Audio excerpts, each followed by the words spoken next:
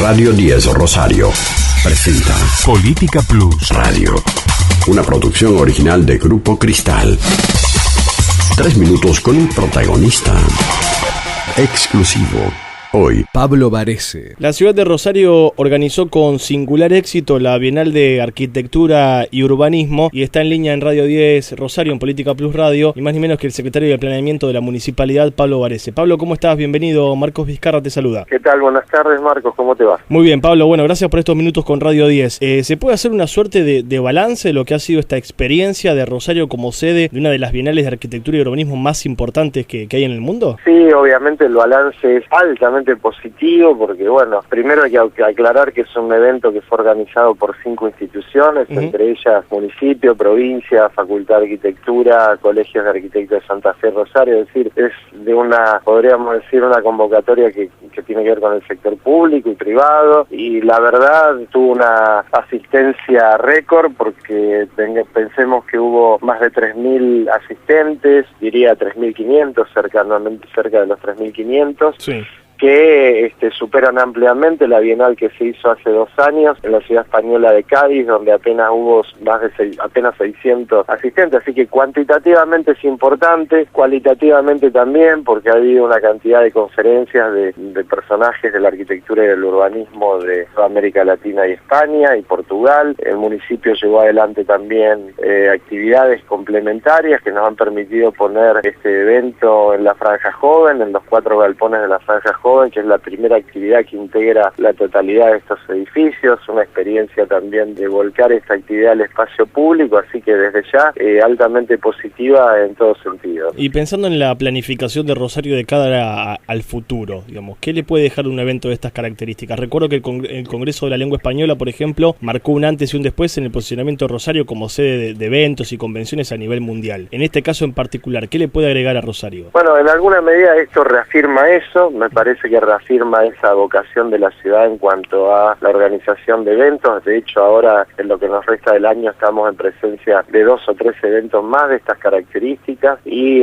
la verdad es que posicionó a la ciudad como eje del debate de la arquitectura y del urbanismo por estos días, y también generó a mucha gente que descubrió la ciudad, que no la conocía, un impacto muy importante en el uso que la ciudad hace de los espacios públicos. Los visitantes todos estaban muy impresionados en esta situación, no solo en la magnitud de los espacios públicos, sino en el uso intenso que todos los ciudadanos hacen de ellos, y también en algunas de las actividades también me parece se convocaron actividades vinculadas a las transformaciones urbanas que convocaron a 8 ciudades de primera línea de América Latina, entre ellas Bilbao, de España, Bilbao, de América, de Río de Janeiro, San Pablo, Santiago de Chile, Montevideo, Quito, es decir, una cantidad de expresiones y de exposiciones sobre experiencia de transformación urbana, y donde la ciudad también pudo contar esta experiencia de los últimos 20 años, así que bueno, la verdad que altamente positivo en todos los aspectos, ¿no? Pablo,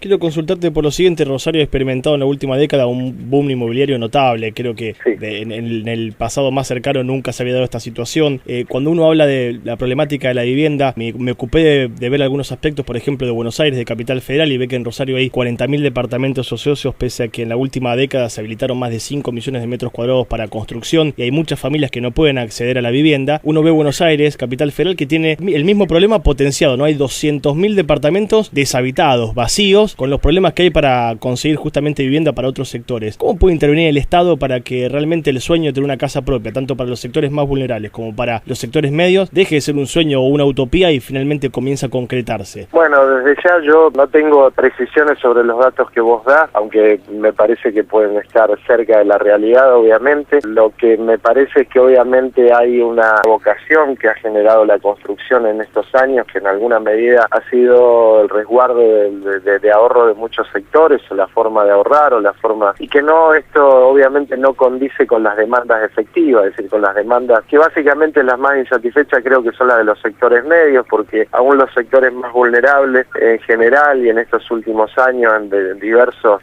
programas que ha llevado adelante municipio, provincia y nación, tienen alguna característica de respuesta, pero obviamente lo que está faltando es otro impacto en cuanto a aquellos sectores medios que efectivamente tienen acceso al crédito o que podrían tener un acceso al crédito, y creo que fue un buen inicio lo que se ha planteado en cuanto al programa Procrear, pero que nos parece que ha sido un buen inicio y muy exitoso, pero nos parece que tendría que haber podido trascender a otras operaciones esta línea de créditos que tengan que ver con inmuebles existentes, con inmuebles que no sean necesariamente casas, sino ya viviendas colectivas, departamentos, es decir, otra modalidad que permita efectivamente a los sectores que más demandas tienen y que tienen capacidad y posibilidad de acceso al crédito, encontrar una demanda en ese sentido. Yo creo que lo que habría que hacer, obviamente por eso considero muy exitosa la experiencia del Procrear en otros rangos de vivienda, pero que obviamente hay que poder generar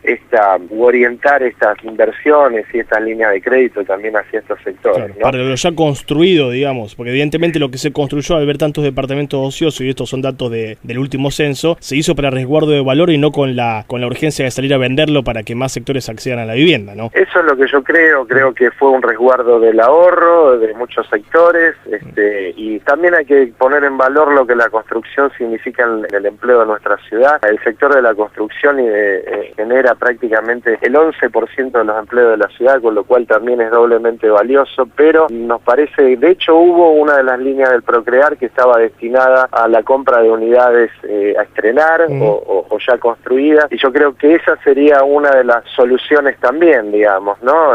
La que permita a cualquier ciudadano acceder a una vivienda con una línea de crédito y no ya acceder como un resguardo de esos ahorros, ¿no? Porque además después aparece la disponibilidad de suelo para poder construir con los créditos que se han dado para la autoconstrucción de viviendas, ¿no? Que es otro tema también a discutir. Es otro tema porque en la ciudad de Rosario esto no ha tenido el impacto que ha tenido en localidades donde obviamente hay suelo o hay mayor cantidad de suelo disponible. En nuestra ciudad el suelo obviamente es más caro porque es un suelo con en la mayoría de los casos con buena dotación de servicios de infraestructura, que obviamente ha hecho que el impacto de la construcción de viviendas o ampliación de viviendas ha tenido más impacto en otras ciudades del área metropolitana que en la propia ciudad de Rosario. Si nosotros necesitamos proyectos de urbanización como los que llevó adelante el Procrear en el área del Tiro Federal, y también necesitamos alguna línea de crédito que creo que ya el Procrear la tiene, lo que creo que no ha tenido o necesita algún ajuste en su implementación o no ha tenido el éxito esperado, pero me parece que habría que profundizar esto de alguna línea de crédito para unidades ya construidas, ¿no? En ese punto. Pablo, ¿tienen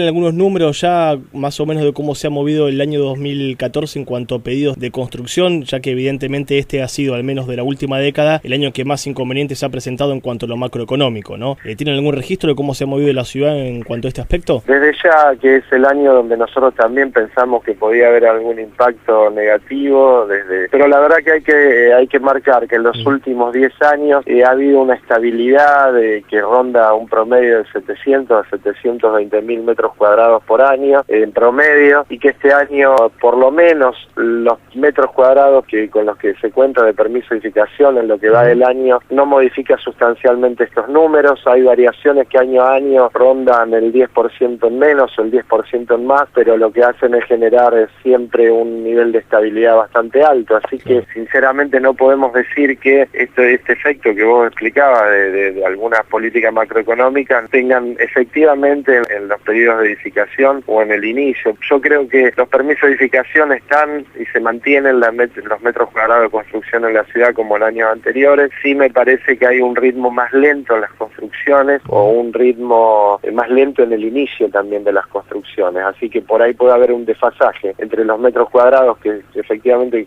están cuentan con permisos y el inicio efectivo de las obras. Eso también puede ser una variable, ¿no? Pablo, ha sido un gusto, muchas gracias por estos minutos en Radio 10. No, muchas gracias a ustedes por el llamado, hasta luego. Hasta cualquier momento. Pablo Vares, el secretario de Planeamiento de la Municipalidad, acerca de lo que ha sido la participación de Rosario en la Bienal de Arquitectura y Urbanismo y también las características de la construcción en este año 2014, que cierra con algo de recesión en la macroeconomía. Hasta aquí llegamos con Política Plus Radio, una producción original de Grupo Cristal. 3 minutos con un protagonista. exclusivo. Politicaplus.com. Un diario bien informado. Visítalo. Noticias, información, opinión, música y muy buenos negocios. Politicaplus.com. Más que un diario.